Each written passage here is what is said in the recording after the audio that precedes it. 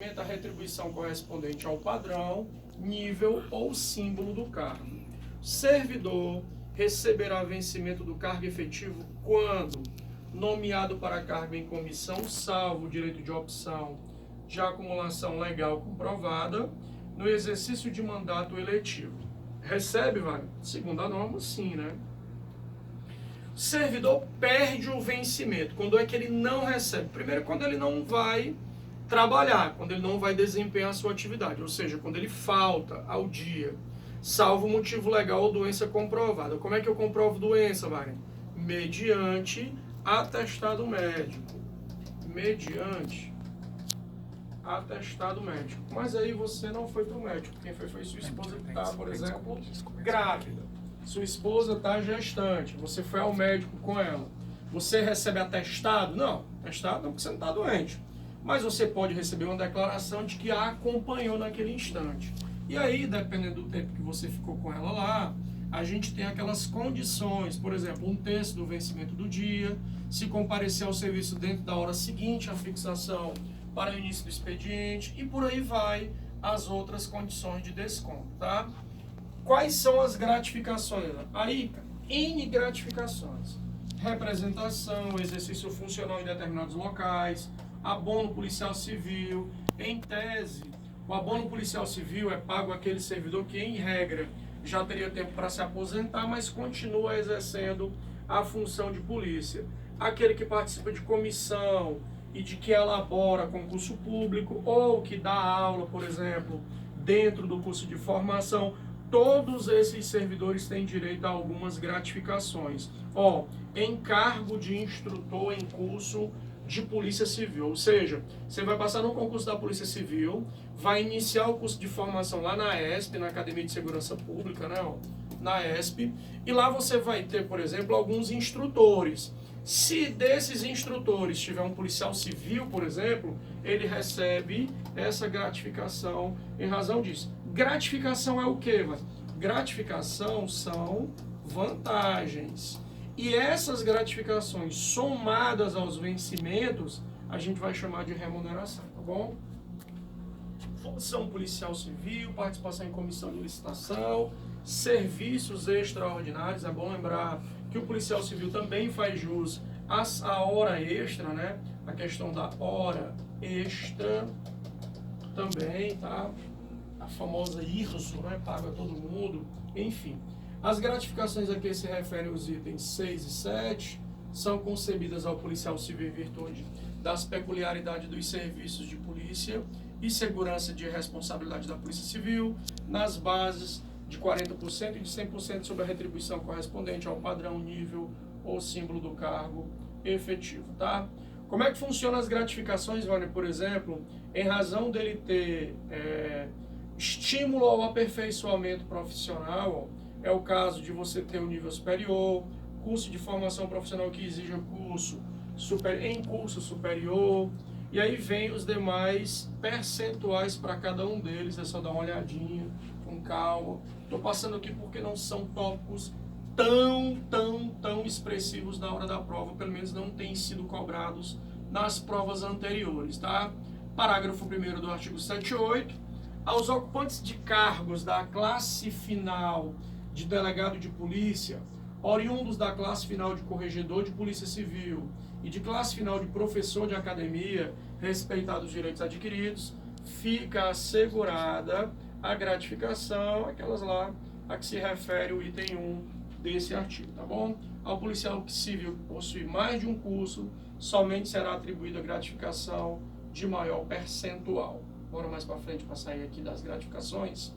A gratificação de reforço operacional extraordinário. A IRSO, né, que eu acabei de falar agora há pouco, ela é uma norma de 2016, tá bom? Então, super atual.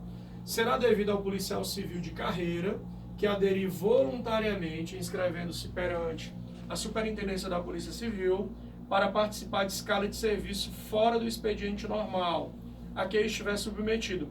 Qual é o expediente normal, mano? A lei diz que o policial civil deve se submeter a uma escala de carga horária de 40 horas semanais.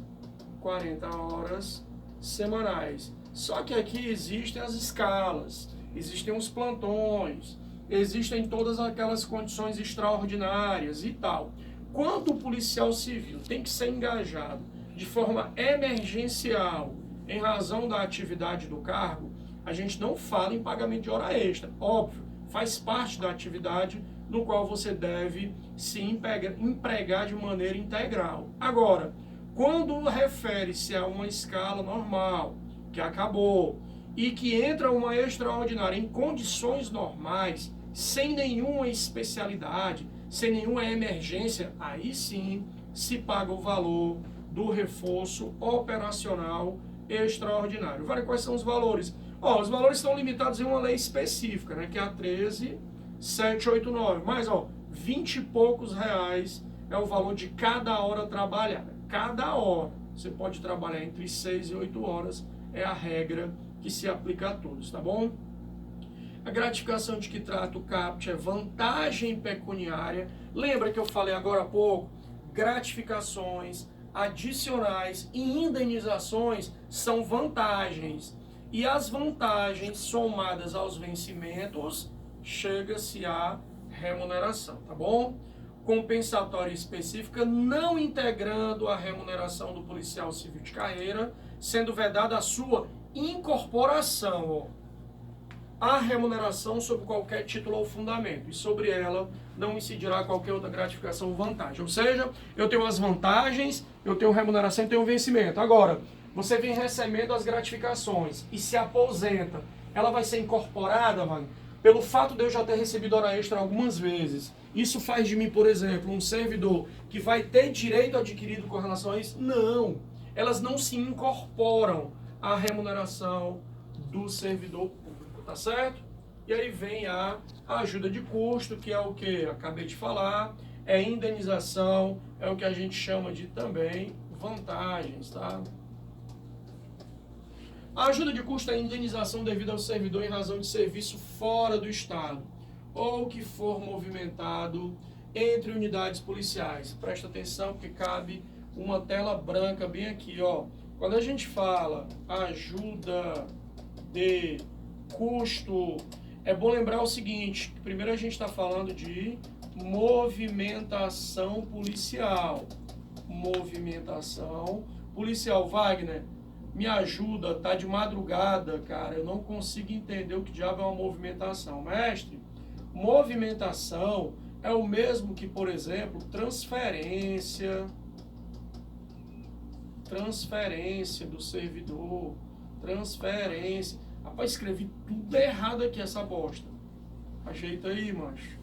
Bora aqui de novo. Transferência. Ai, tá certo agora? Transferência de servidor. O servidor saiu de uma unidade e foi para outra. Ele tem direito à ajuda de custo? Depende. Desde que, exceto região metropolitana. Saiu de Fortaleza, foi para Calcaia. Vai receber ajuda de custo? Claro que não. Do lado? Claro que não.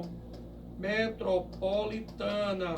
Saiu de Fortaleza, Wagner, foi para São Gonçalo do Amarante. Recebe? Claro que não. São Gonçalo do Amarante, embora seja distante, também é considerado região metropolitana. Agora, foi para Paracuru, foi para Juazeiro, Crato, Paraipaba, aí já não é região metropolitana.